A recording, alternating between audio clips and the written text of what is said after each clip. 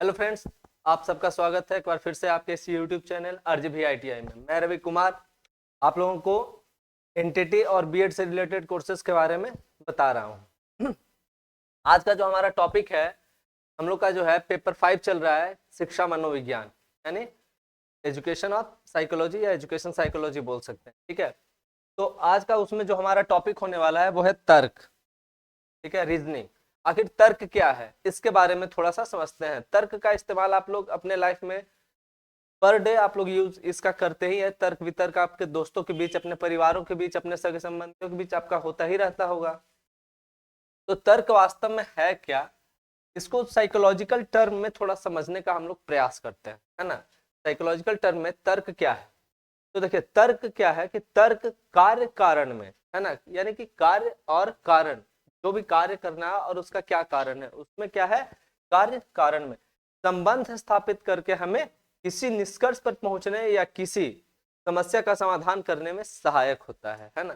तर्क, अगर किसी भी चीज के ऊपर तर्क हो रहा है तो क्या हो रहा है कि उस कार्य को, अगर कोई कार्य करना है, उस कार्य के ऊपर कुछ तर्क हो रहा है ना, तो उसमें क्या होता है कि उसको किस तरीके से करना है, कैसे करना है और कैसे करेंगे तो ज्यादा बेहतर होगा, उस निष्कर्ष तक पहुंचने में, रिजल्ट तक पहुंचने में, उसका जो रिजल्ट निकल के आता है वो क्या होता है, उस कार्य को करने में बहुत ही सहायक होता है, हेल्पफुल होता है। अगर इसको साधारण शब्दों में कहा जाए, चलिए देखते हैं कुछ मनोवैज्ञानिकों ने अपने शब्दों में क्या क्या कहा है, उसके बाद हम लोग इसको देखेंगे। ये देखिए गेट्स, एक गेट्स नाम के मनोवैज्ञानिक है, उनका मानना है कि तर्क फलदायक चिंतन है। क्या है, फलदायक चिंतन है, मतलब ऐसा तर्क करने के बाद क्या होता है, कुछ ना कुछ रिजल्ट आता है। तो फलदायक, ये फलदायक चिंतन है जिससे किसी समस्या का समाधान करने के लिए, है ना, कोई प्रॉब्लम आपके पास है तो उसको सॉल्व करने के लिए क्या होता है, सॉल्व करने के लिए पूर्व अनुभवों को नई विधियों से संगठित या सम्मिलित किया जाता है। मतलब आपके पास इसका, ये कार्य करने का या कुछ व्यक्ति का इस कार्य से जुड़े कुछ पिछला अनुभव है, कुछ पहले का अनुभव है, उससे क्या होता है, उसके माध्यम से हम लोग एक नई विधि तैयार करते हैं, एक नया स्ट्रेटजी तैयार करते हैं और कार्य को पूरा करते हैं। अंततः इसको हम लोग अपने शब्दों में कह सकते हैं कि तर्क द्वारा अर्जित प्रत्ययों का उपयोग समस्या समाधान हेतु किया जाता है। मतलब कि तर्क करने के बाद, तर्क वितर्क होने के बाद क्या होता है, अर्जित प्रत्यय, मतलब जो आपको रिजल्ट प्राप्त होता है, आपको जो रिजल्ट मिलता है तर्क करने के बाद, उससे क्या होता है, समस्या का समाधान किया जाता है। ठीक है, उम्मीद करते हैं कि आप लोग तर्क समझ गए होंगे। अब देखिए तर्क के सोपान, है ना, स्टेप्स, किस तरीके से, मतलब तर्क का लेवल कैसे कैसे बढ़ता है, कैसे क्या सीढ़ियां हैं, क्या सोपान है उसको। देखिए जॉन डीवी एक मनोवैज्ञानिक है, बहुत ही चर्चित मनोवैज्ञानिक है। इनका मानना था कि तर्क का जो सोपान होता है वो निम्न चरणों से होकर गुजरता है। क्या क्या है भाई, तो पहला है कि समस्या की उत्पत्ति। सबसे पहले किसी व्यक्ति के पास क्या होता है, किसी कोई समस्या, कोई प्रॉब्लम आता है, उसकी उत्पत्ति होती है।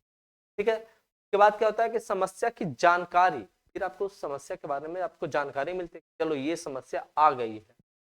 थर्ड में समस्या समाधान के उपाय, फिर आप उस समस्या के समाधान के लिए उपाय करते हैं, किसके माध्यम से, तर्क के माध्यम से। फिर क्या, किसी एक उपाय का चुनाव। देखो जब तर्क होता है तो 4-5 लोग अकेले, तो तर्क अकेले भी मन में होता है, तर्क वितर्क मन में चिंतन चलता रहता है, तार्किक चिंतन। ठीक है, 1-2 व्यक्ति, 3 व्यक्ति के साथ बैठे हैं तो 1-2-3-4, मतलब ऐसे बहुत सारे ऐसे ये हल निकल के आते हैं कि आप इसको इस तरीके से कर सकते हैं, इस कार्य को इस तरीके से, आपका ये जो प्रॉब्लम है ऐसे इसको सॉल्व कर सकते हैं या ऐसे कर सकते हैं, मतलब 4-5 तरीका आपके पास होगा, उसमें से कोई एक का, किसी एक का चुनाव आपको करना होता है। फिर क्या होता है, उपाय का प्रयोग। आपके पास जो भी उपाय निकल के आए, जो भी रास्ता निकल के आया, उसका क्या है, आप प्रयोग करके देखिए कि प्रॉब्लम सॉल्व होता है या नहीं। ठीक है, इसका एक एग्जाम्पल जैसे बताया गया है कि सपोज माँ कहीं बाहर से आती है, बच्चा क्या है, घर में भूखा है, बच्चा रो रहा है। तो देखिए बच्चा अगर रो रहा है तो क्या हुआ, समस्या की उत्पत्ति हुई कि बच्चा रो रहा है। समस्या की जानकारी, माँ को पता चला कि अच्छा मेरा बच्चा रो रहा है, ये हुई समस्या की जानकारी। अब क्या है, समस्या समाधान के उपाय। अब माँ सोचेगी कि आखिर इसको चुप कैसे कराया जाए, जब बच्चा रो रहा है तो इसको चुप कराना है, कैसे करवाया जाए, इसके ऊपर माँ सोचेगी। तो वो 2-3 कारणों से रो रहा होगा, या तो बच्चे को कहीं चोट लगी होगी, या बच्चा भूख से रो रहा होगा, ठीक है, ये सब कुछ कारण रहा होगा। तो माँ जब समस्या का समाधान के लिए उपाय करती है, पता लगाती है कि आखिर समस्या क्या है, उसके हिसाब से उसका, और जब उपाय मिल जाता है कि अच्छा बच्चा लगता है भूख से रो रहा है, तो क्या है, वो वहां पे उसको दुग्धपान कराने के लिए का तो दुग्धपान कराती है और बच्चा चुप हो जाता है, मतलब फिर उपाय का प्रयोग किया गया, उसको दूध पिलाया।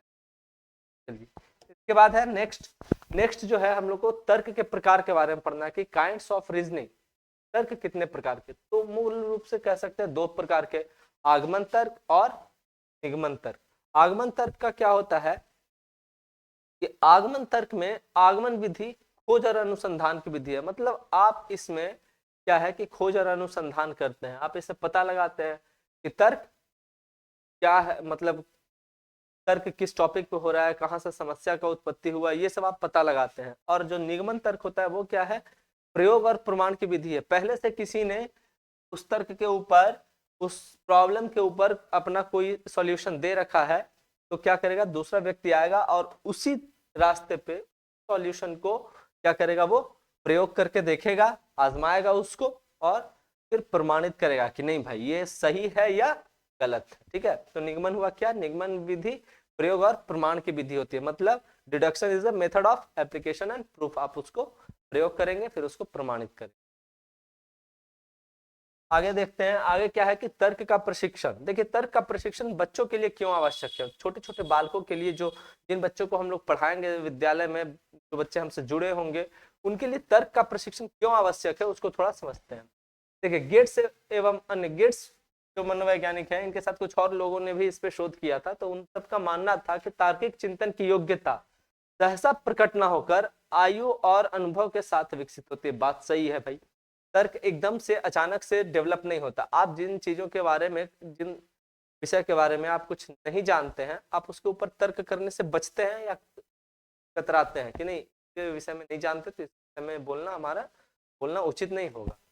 तो क्या होता है कि तार्किक चिंतन की योग्यता, और जैसे जैसे उम्र बढ़ता है तार्किक चिंतन का जो क्षमता होता है, जो लेवल होता है, किसी भी बच्चे का सोचने समझने का तरीका होता है, किसी भी व्यक्ति का, वो क्या होता है, वो बढ़ता है या घटता है, ठीक है। तो क्या है कि सहसा प्रकट न होकर आयु और अनुभव, है ना, आयु और अनुभव के साथ वो डेवलप होता है। तो इसको कह सकते हैं, अतः अध्यापक को शिक्षा के सब स्तरों पर बालकों को अपने तार्किक चिंतन का प्रयोग का अवसर देना चाहिए, है ना। अध्यापक को क्या है कि शिक्षा के सभी स्तरों पर, बच्चा चाहे किसी भी क्लास में रहा हो, उसको क्या है कि तर्क करने के लिए उसको अवसर देना चाहिए। जैसे कुछ ऐसा है कि आप एक क्वेश्चन बता दीजिए, सेम बेस पर उसको दूसरा क्वेश्चन दीजिए, और उसको अपने मन के अंदर उसके ऊपर, उस प्रश्न के ऊपर कुछ तर्क करने के लिए, कुछ सोचने के लिए, तार्किक चिंतन के लिए उसको स्वच्छंद छोड़ दीजिए। उसके बाद तो ये था हमारा टॉपिक तर्क। तो उम्मीद करते हैं कि आपको ये जो तर्क, जो रीजनिंग का जो ये चैप्टर था, है ना, रीजनिंग में तो यही होता है ना कि कोई भी प्रॉब्लम होता है तो आप उसको क्या करते हैं, सॉल्व करने के लिए पहले आप चिंतन करते हैं, कैसे इसको सॉल्व करना है, पहले उस पता लगाते हैं, अगर सीक्वेंस से रिलेटेड अगर कोई रीजनिंग है तब भी आप ये पता लगाते हैं कि किस सीक्वेंस में चल रहा है, कैसे चल रहा है। अगर फिगर से रिलेटेड है तब भी आप पता लगाते हैं कि फिगर में किस तरीके से वो फिगर रोटेट हो रहा है या क्या, उसके बाद ही आप उसको सॉल्व कर पाते हैं। तो ये था आज का क्लास, तार्किक तर्क यानी रीजनिंग, और इससे रिलेटेड जो भी बहुत सी जानकारियां आपके पास होगी भी, और आज हमने प्रयास किया कुछ साइकोलॉजिकल टर्म के साथ आपको की जानकारी आपके ज्ञान से जोड़ने की। तो उम्मीद करते हैं कि आपको ये वीडियो समझ में आया होगा, इस वीडियो के माध्यम से आपको ये टॉपिक समझ में आया होगा। अगर समझ में आए तो लाइक, शेयर और सब्सक्राइब जरूर करें।